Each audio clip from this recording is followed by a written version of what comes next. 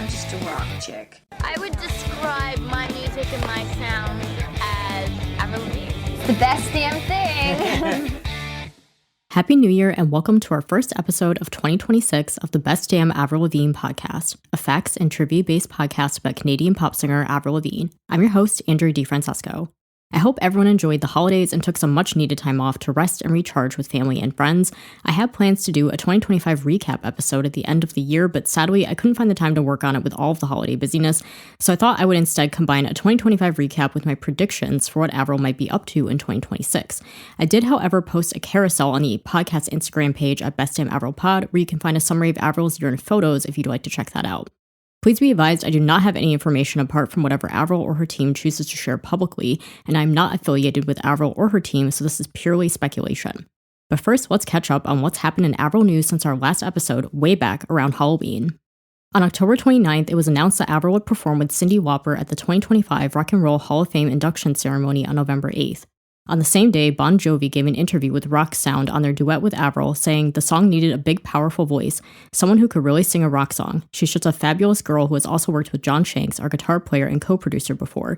He had a familiarity with her, but also she was also very eager to do it. You want somebody who is going to bring that energy. In an Instagram video, he later said the punk pop princess Avril Lavigne with that fire hydrant of a big old voice was the perfect friend asked to do this track. She had all that energy. She came to the studio with John Shanks, who had worked with her before, totally prepared, knew exactly the character to put on, and made the song her own. We want to thank very much our sweet Avril Lavigne for helping us out on this one. He also captioned the video, writing our punk pop princess. So much love for Avril Lavigne and her voice on Living in Paradise. On November 7th, Avril congratulated Youngblood on his Grammy nominations via social media, writing, "I love seeing my friends hit these amazing milestones. Congrats to Youngblood on your Grammy nominations." Avril herself did not receive any nominations, despite Billy Idol submitting their duet of 77 in the categories of Best Rock Song and Best Rock Performance. On November 8th, Avril performed Girls Just Wanna Have Fun with Cyndi Lauper at the Rock and Roll Hall of Fame induction ceremony. Following the performance, Avril posted on her socials, writing, "An amazing night celebrating the truly iconic Cyndi Lauper. Congratulations on this achievement." On November 14th, a holiday collection was released on Avril's merch store, including the Best Damn Thing inspired rug, album logos, bag charm, candle, sweatpants, beanie, and tie. On November 28th, drummer Josh Freese released the album Just a Minute Volume 2, featuring the track I Didn't Know I Recorded with Avril, a song which he says is about how he didn't know he played on Avril's debut album until after its release. In an interview published by Music Radar, he said, "When I worked on Avril Lavigne's first record, I never heard her name before because no one had heard her name. I think I was more worried about just knowing the contact name I was going to bill on Monday at the record label, because I was like, I don't know what this music is or who this artist is, and chances are no one's going to.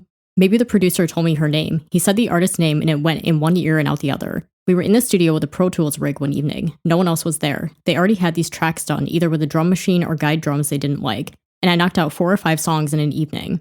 After the release of the album, several months later, he said people were going, "Hey man, I saw you're on that Avril Lavigne record." And at this point, I knew who she was because everyone at this point knew who she was. I went, "Nah, I didn't play on that record." They go, "Your name's on it." So I went and looked online and I'm like, holy shit, my name is on it. This has happened multiple times with different artists. I need to click around and see a trigger word that's going to let me know what my connection was. The 5 Let Go tracks Freese played drums for are Losing Grip, Mobile, Unwanted, My World, and Too Much to Ask.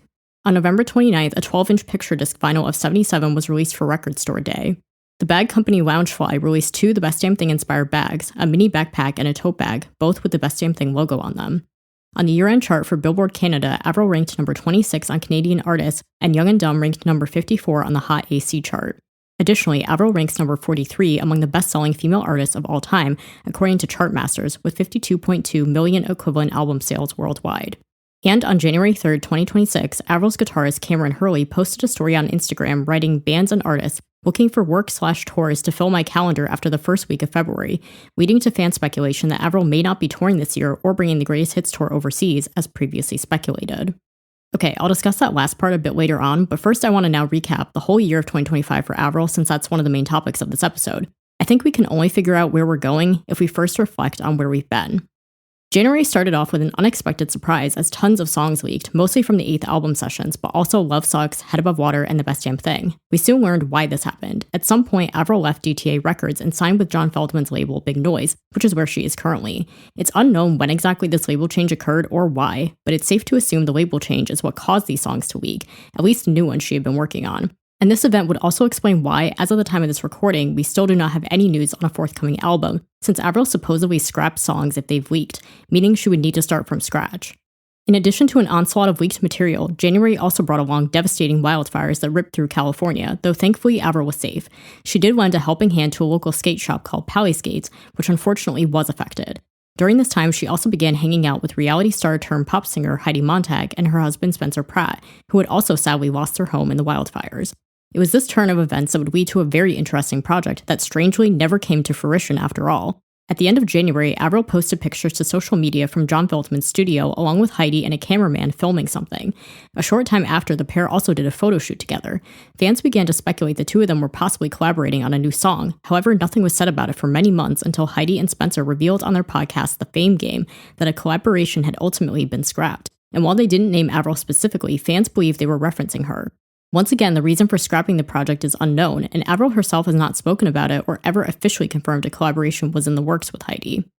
Things began to pick up speed in April when punk rock legend Billy Idol dropped a remix of his song 77 featuring Avril on his first studio album in over a decade called Dream Into It, a song which they would later perform together live on Jimmy Kimmel. It was also submitted to the 2026 Grammys for nomination, though sadly it did not get nominated. Shortly after the release of 77, Avril dropped a single of her own called Young and Dumb featuring Simple Plan, along with a brand new music video as a lead up to the second leg of her mega successful Greatest Hits tour, which began in May, a week after the single dropped. The song harkens back to the nostalgic days of Avril's career beginnings and made for a fun sing-along moment on the tour when fans were brought up on stage. But the surprises didn't stop there. For the first time, Avril included an acoustic set and performed a different surprise song every night from her first album Let Go, some of which hadn't been played in years. She also delighted fans with covers like Love Story by Taylor Swift and Wide Open Spaces by The Chicks. Another first for Avril was getting to perform a sold-out show at the famed Madison Square Garden as a headliner. Once the tour wrapped in June, things quieted down a bit, but not for long. In September, Avril launched her own wine, the Complicated Pinot Noir, in collaboration with Banshee Wines, and just a couple days shy of her 41st birthday, she joined Billy Idol on stage at his concert in Los Angeles for a surprise performance of 77. They also celebrated her birthday backstage with a cake and photo op with Billy's opening act, the legendary Joan Jett. In October, two more collaborations dropped, You Broke Me Too with Yellow Card and Living in Paradise with Bon Jovi. She also performed both days at the music festival When We Were Young in Las Vegas and invited Derek Whibley to join her set to sing In Too Deep by Sum 41. In November, Avril had the special privilege of joining Rock and Roll Hall of Fame inductee Cyndi Lauper on stage during the induction ceremony for a performance of Lauper's iconic hit, Girls Just Wanna Have Fun.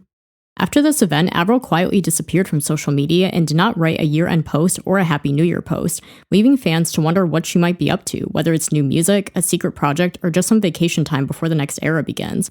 All we were left with was a cryptic message from People magazine, with Avril saying, "It's incredible to collaborate with legends across the rock genre. As I continue to work on what's next, I definitely look forward to branching out with different people." As if that weren't mysterious enough, in a peculiar turn of events, her guitar player Cameron Hurley recently put out a request on his Instagram looking for touring work, which led fans to wonder if that means Avril may possibly not be going back on the road this year. At first glance, all of these collaborations from the past year may seem like pure coincidences. However, after seeing one pop up after another, I started to think it was all part of a larger coordinated strategy from her team to further cement Avril's legacy as an artist, which they had started doing during the Love Sucks era and Let Go 20th anniversary. For the last few years, she has made comments about being ready to release new music, yet in 2024, she instead released a greatest hits compilation and combined it with a tour. Additionally, the fact Avril has since signed with a new label may point to some potential production issues with the next album, which might have been what caused Avril and her team to pivot and do a greatest hits era while she goes back to the drawing board to start from scratch. Since it's currently unclear if Young and Dumb will be included on the next album, or if it was simply a standalone single to promote the greatest hits tour, we don't have much to go by in understanding where she's at in the process or with the sound or theme of the new album. Additionally, John Feldman's band Goldfinger recently announced a new album, scheduled for release on January 23rd. While this doesn't necessarily mean he couldn't still work with Avril on her own music, which he did recently confirm, and Avril of course isn't limited to only working with him, it's possible there's less time or ability for Feldman to assist Avril with a new record, which would delay things further. Combining a successful tour with collaborations with icons may indicate Avril's team is strategizing for something bigger than just another studio album release. The intended goal may instead be figuring out how to market her in the modern music industry and keep the momentum she's built going, despite having no new music. Avril has an incredible back catalog of hits that still pulls in strong audiences, as we saw with the Greatest Hits tour. She's finally started to earn the respect and credibility from the rock and alternative industry she's always strived for, and getting calls from legendary artists like Billy Idol, Bon Jovi, and Cyndi Lauper makes it hard for naysayers to argue she hasn't earned her place in the genre. This would also be a possible explanation for why the rumored Heidi Montag collaboration was quietly scrapped, as it wouldn't have contributed to that legacy image Avril and her team seem intent on building. As Avril has now surpassed her 20-year mark in the industry, and album releases may be getting fewer and farther between as she advances in her career, as has happened with some of her peers, the focus may be shifting towards the legacy she's built rather than chasing charts or capturing the next trending sound on TikTok. The upside of being a legacy act is she has the luxury of time to really finesse her next project and make it everything she wants it to be, rather than rushing out a product just to try to compete on the charts with newer and trendier artists. Avril is now shifting into a different phase of her career, and perhaps this time is being used to figure out the best way she can transition towards that without pressure. She's always been about doing things on her own terms, and she's finally at a place where she has earned the ability to do just that. With the lack of news currently, signs are pointing to it possibly being a quieter year for Avril if there are indeed no touring plans, which would also likely indicate no new album either. But it's still early, there's a whole year ahead of us, and we know Avril loves to pull surprises. Perhaps this will be the year of that long-awaited Christmas album she's been talking about for years, or a non-music related project such as a cooking show or further progress on the Skater Boy film or documentary. There's no shortage of possibilities, and Avril is always cooking up something special to surprise her fans with. Some fans have even speculated she could follow a similar release pattern to Love Sucks, with a lead single out at the end of the year, with a new album to follow in the beginning of next year. We'll have to stay tuned to see if that comes true.